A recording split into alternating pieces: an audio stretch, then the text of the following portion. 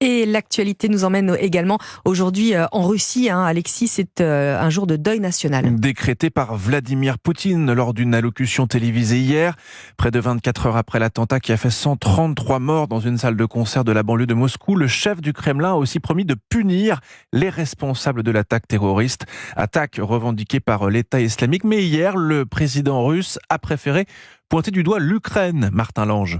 Oui, dans sa longue allocution à la télévision, le président russe n'a pas mentionné une seule fois l'État islamique. Le groupe terroriste a pourtant revendiqué l'attaque dès vendredi soir, mais Vladimir Poutine a préféré s'attarder sur le lieu d'interpellation des assaillants. Ils ont essayé de se cacher et se diriger vers l'Ukraine. Selon l'enquête préliminaire, ils avaient préparé le passage de la frontière du côté ukrainien.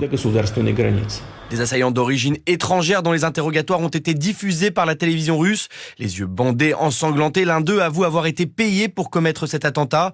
Là encore, aucune mention n'est faite du groupe État islamique. Mais pour l'opposante Anastasia Kirilenko, l'objectif des autorités russes est clair. Le pouvoir essaie d'instrumentaliser cet attentat. C'est un prétexte parfait pour montrer qu'on est une forteresse assiégée. C'est un moyen de militariser la société, de restreindre encore plus les libertés. Côté ukrainien, on nie évidemment toute implication. Le président Volodymyr Zelensky accusant même son homologue Vladimir Poutine de rejeter la faute sur l'Ukraine. Martin Lange pour Europe 1. Et hier, le Kremlin a annoncé l'arrestation de 11 personnes, dont 4 terroristes impliqués dans l'attentat, soupçonnés donc d'avoir tiré à bout portant sur la foule.